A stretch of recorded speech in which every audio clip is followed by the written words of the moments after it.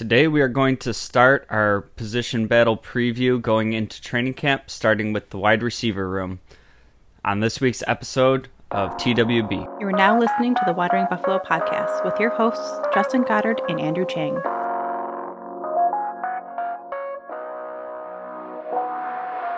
Bills Mafia, welcome into another episode of the Wandering Buffalo podcast, a show on the Buffalo Fanbase Podcast Network. My name's Justin. I'll be your host today. And tonight we're going to kind of start off a position battle preview primer going into training camp. And the intent here is kind of to do this like as training camp is started. There's going to be a lot of positions that we want to talk about here. So I'm starting it like a little bit before, but with this Bills roster that we have, there's so many spots on the roster that are already locked in with incumbent veterans. Not a ton of areas where, I think we're going to see a starter from last year supplanted by somebody on the depth chart. There's a couple spots, and we'll get into that down the road. But the reason I want to do this like as we're going into training camp and as we see these practices start happening and the preseason games is because we have such an established roster with this team, right? And to me, this is one of my favorite parts about football, the roster construction, the depth, kind of being able to look at, a guy who might be sitting behind three players right now, but a spot could be opening up next year if they're performing well. So with this team, it's really interesting, and as we get into it, there's a lot more intrigue at these positions for the most part, at the tail end of the depth, and who's going to make that final roster versus who the number one, number two is. Those are pretty locked in. So today we're going to talk about the wide receiver room. Obviously the big name here is Diggs and the offseason drama that we've been dealing with Diggs. My overall take on that is until I really hear Diggs available to the media and, he's talking about what the issue is and why it's a big deal or whatever, I'm kind of refusing to panic on the drama going on there. It's the off season. We don't have anything to talk about, so things become bigger issues. Once Josh Allen starts throwing them some balls, games start getting played. They say winning cures everything. I could see this being a lingering issue if we start taking some L's. But as of right now, we all know Diggs. He's him. He's going to get on the field, and he's going to be just fine. And then some of the other receivers. So kind of like 1 through 5, I think, are pretty chalky here. As we get into the 6th wide receiver, I think there's some up for debate. But also there's good depth at this position. So this is where we'll see kind of how like the preseason battles shake out. We got Gabe Davis as number 2. Khalil Shakir, James Hardy added this year, as well as Trent Sherfield. Justin Shorter added in the draft. So those are my ones that I think are pretty chalky to make the roster. Gabe Davis, obviously, kind of a polarizing figure in Bills Mafia right now. Kind of didn't take the leap that a lot of people expected in year 2. Going into being wide receiver 2. But I've kind of talked about that on previous episodes, where I feel like the failure of Gabe Davis to live up to those expectations was kind of a lot to do with circumstances. He had the high ankle sprain that he was dealing with. But I put this one more on the organization than anything, and the weapons that were around him. It was kind of asking him to have this expanded skill set that he doesn't have, because of the failure to, I don't even want to say properly address the slot position, because I think they did have a plan there, and it was kind of blown up week 2. I think there was kind of a plan to platoon Isaiah McKenzie and Jamison Crowder, kind of matchup specific, gameplay scenario specific of, Jamison Crowder could be your more traditional slot, bring McKenzie in for more speed. And I think that kind of went out the window when Jamison Crowder went down for the year. So I think having the right plan in place to replace that slot that we had in Beasley, we don't really have that, I guess, bona fide starter in the slot right now. I think having the right skill sets there is only going to help Gabe Davis and let him really thrive on what he does. And it's these differentiating skill sets that can make different players mismatches. And moving into the next players, I think the Bills have done a good job of addressing that need in the slot this year. And I'm looking at Khalil Shakir and Deontay Hardy kind of to take over that type of scenario that I just talked about, where Shakir can be your more traditional slot, kind of getting open underneath, all that kind of stuff. And then Deontay Hardy has that speed factor that McKenzie had, while I think also being a much more well-rounded receiver. Can kick outside, can play outside, can play inside. And I think this situation with Shakir is a little bit similar to the Gabe Davis situation last year, where the team has liked what they've seen from Shakir, and they're kind of ready to give him this big bump and hope it pays off for them. We saw Shakir kind of get a decent amount of action last year, but not a ton of targets. Obviously, the team gets to see him in the building more than we do, right? But I thought down the stretch and into the playoff, Shakir was making some nice grabs, making some plays when they were available to him. Did have a couple drops in there, but it's kind of young player getting his first real action, and it wasn't these big prime catches in week 1. It was kind of, he got most of his action most of his targets down the stretch. I'm somebody that's very high on Shakir. I was so stoked that we got him in the 5th round. That year, I did a ton of mock drafts, and I was continuously taking him in the 3rd round. So to get him in the 5th, granted, we've looked at all my past mock drafts. I'm not by any means good at this, but I thought getting him in the 5th was great value and great opportunities long term there. And then the last player I'm going to talk about here before we hit a break is Trent Sherfield, and he's somebody that on first glance isn't like the sexiest free agent addition, right? When we're talking about the Bills going into this offseason and how much a lot of people wanted them to really load up Josh Allen with weapons around him and, really push all the chips in on offense. Adding Hardy and Sherfield wasn't like that big marquee name. We'll say, DeAndre Hopkins, who, little side note here, is still floating out there in free agency. The longer this goes on, the more the Bills are going to be linked to him again, and the more realistic I think it is that there's a chance that they sign him again. He talked about wanting to go to a competitor and, a Super Bowl contender. and he's been sitting out there. He's had visits with the Patriots. He's had visits with the Titans, and he still remains unsigned.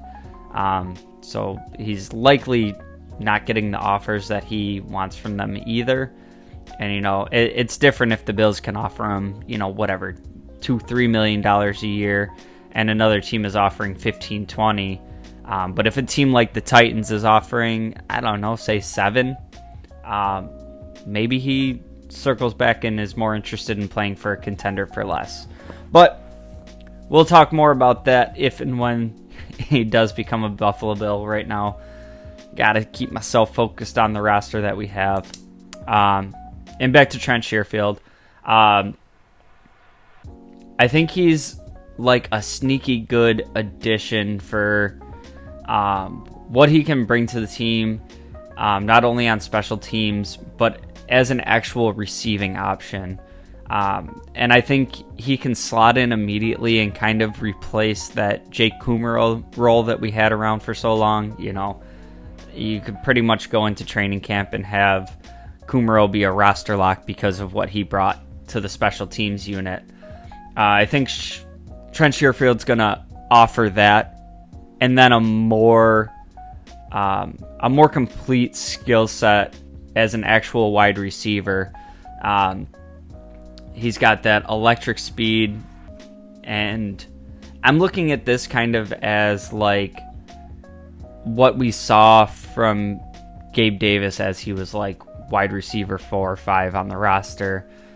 You stack up all these players in front of him, and all of a sudden the person lost in the shuffle is Trent Sherfield just ripping down the field. So I think he has a chance to make, I'm going to say, small contributions to this team, but impactful ones. And the other thing I think is interesting with this kind of top 5 that I have here, I don't think, to me, the order on the depth chart is going to matter all that much. We've seen this regime really loving to kind of rotate players, keep people fresh. We saw it around the league a lot with defensive line, and the Bills started doing it, platoon swapping offensive linemen. We've seen it in the cornerback room. We've seen it in the linebacker room. So I don't think this is going to be necessarily as important where they're listed, 1 through 5, 6, whatever. I think we're going to see a lot of matchup specific, game plan specific, and then rotation during the game as like part of adjustments. Shakir's been, beating you in zone all day, so you're switching to, a little bit more man coverage looks. Well, we're going to bring in Deontay Hardy and have him blow your doors off. The other thing factoring in with this as we go kind of 1 through 5 here, Dalton Kincaid being in the mix, and I just want to touch on him here. He's listed as a tight end. We'll talk about him with tight ends. But all the messaging out of One Bill's drive there is that he's basically going to be a big slot receiver. So how does that affect everybody's targets here as well? What I'm anticipating here is kind of like a running back by committee approach of, instead of having to rely on your top 2 tier options, you kind of have like your very clear and obvious number 1 in Stephon Diggs. And then as you move down, it's kind of like 2B, 3. But I think all of these receivers here, for the most part, could be like a wide receiver 2 or wide receiver 3. So kind of having that across the board, I think we're going to see a little bit more target distribution. And all of these guys affecting games in different ways. We're going to take a quick break, and I'm going to come back and talk about kind of the tail end of this wide receiver depth that we have here. Stick around. Hey, this is Brother Bill. Now back to the show. Bills Mafia, welcome back in, and thank you again for joining me on this week's episode of the Wandering Buffalo, show on the Buffalo Fanbase Podcast Network. Tons of great work going on at the network, so if you've made it this far through the show, please make sure you're going to check out some of the other shows we have on the network. Great guys, girls, content coming out all the time, so make sure you're checking that out. And then we do also have our website launched, thewanderingbuff.com. We got some articles up over there. A lot of it's kind of more thoroughly thinking out what we talk about on episodes. We got our producer Jake writing a lot of different stuff, and then we also got some merch up there. You want to check that out. We're gonna dive back into this wide receiver room and talk about kind of the tail end of the depth chart here. And I'm just going to kind of start out with the names and then go from there with what I think is going to happen here. We have this year's 5th round pick, Justin Shorter. We have Marcel Aitman, Keyshawn Johnson, Isaiah Coulter, Desmond Patton, Tyrell Shavers is in the mix, and there's a couple other guys. But these are the guys I want to talk about because I anticipate the Bills keeping 6 wide receivers. I think even if you had Sherfield as like a special teams only guy, we have that spot available with Jay Kumro not coming back. And we also have Tywan Jones, who hasn't re-signed with the team at all. So I think there is a path here for the Bills to move forward into like their special teams aces there. So even with Kincaid being, if you want to consider him in the mix at receiver, I would put the number to 7 then. But just as they're listed on the roster, I anticipate the Bills keeping 6. And I think kind of the first 5 guys I listed out there are going to be the ones battling for this position. I'm kind of giving Shorter the leg up on the competition here, just because he is a recent draft pick. We know Brandon Beane loves his draft picks. This dude was, a highly touted recruit that I guess kind of hasn't lived up to the expectations. Absolute physical freak as well. So to me, this is kind of you can stick him on the roster, but can you get away with putting him on the practice squad and kind of just let him be there and start developing him, bet on his upside, and in the actual games, we're hoping to stay healthy, right? We're hoping that we don't actually have to see him touch the field, and maybe he's somebody that we can start grooming, and year 2 down the road, he's having a legitimate impact on the offense. I guess I would say kind of similar to the Khalil Shakir situation. A 5th round pick with some upside, and you have depth in front of him, so he didn't really have to play much. Obviously, we saw a little bit more action from Shakir last year with Crowder going down. And, those things are going to happen as it's football. There's tons of injuries, so maybe we do see more of Shorter or one of these other guys if injuries happen, anything like that. The other 4 guys here I have listed are kind of just like intriguing practice squad names. I think we could see a ton from these guys early in training camp, like before things start ramping up. A couple of these guys have been around on the practice squad.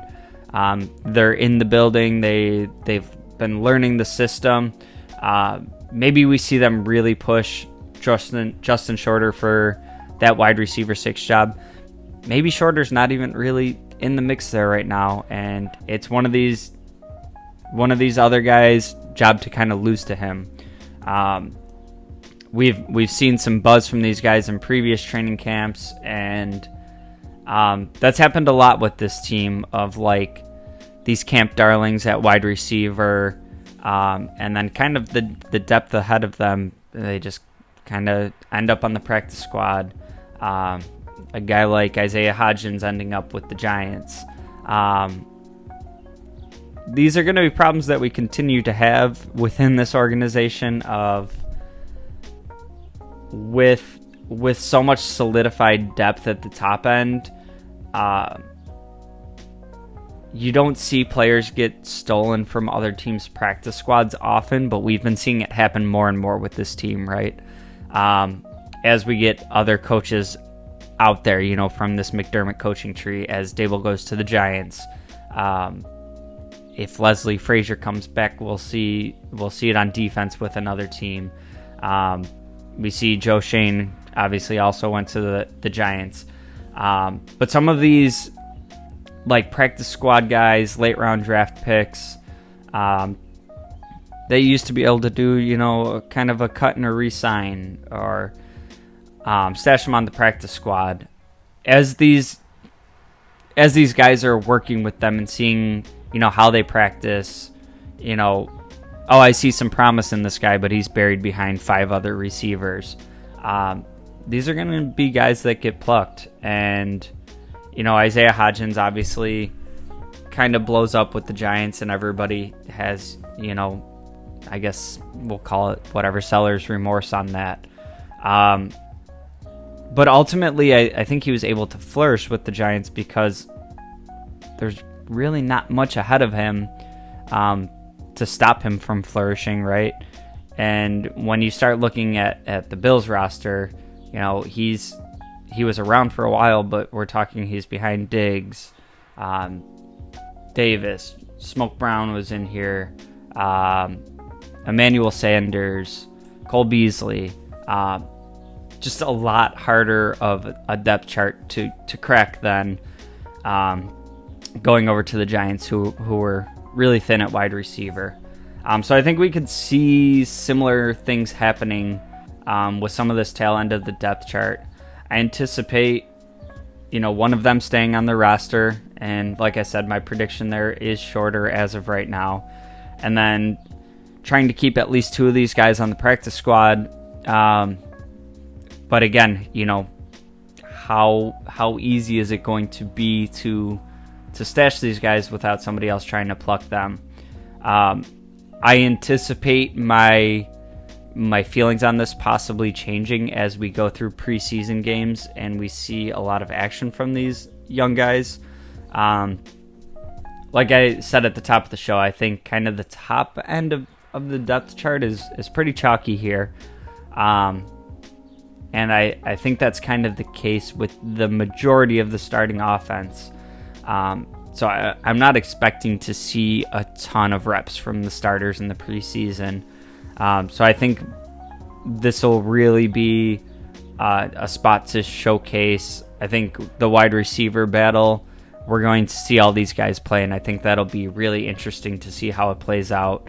I anticipate, like I said, 2 of these guys making it to the practice squad, and then who knows? Brandon Beane loves doing these training camp trades.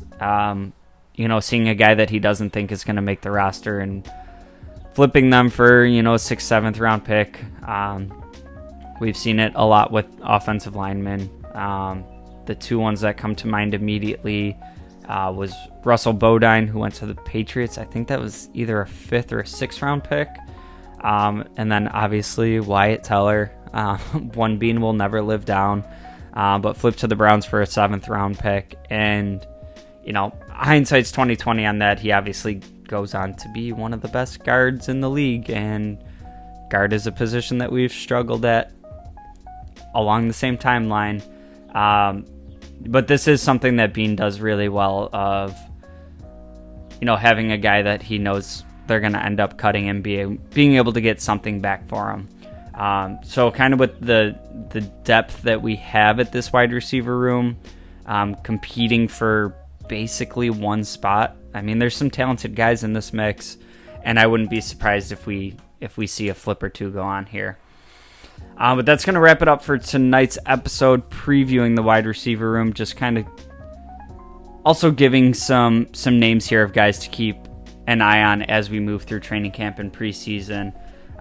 Like I said, I think in particular during the preseason games, we're going to see a ton of these tail end of the roster guys. Shorter, Aitman, Keyshawn Johnson, Isaiah Coulter, Desmond Patton in particular. I think we're going to see a ton of run throughout the preseason, and these are going to be the guys that I'm really keeping an eye on as we figure out what this wide receiver depth chart is going to look like, and as we round out that wide receiver room, both for this year and moving forward. But thank you again for joining me tonight. We're going to continue this preview series as we move into training camp in the preseason. The wide receiver room has kind of inherently a lot more numbers to it. So probably going forward, probably have a couple of positions each week that we're going to be talking about. So make sure you're subscribed, like, share, review, all the good stuff. We're dropping every Monday, so make sure you're not missing any episodes.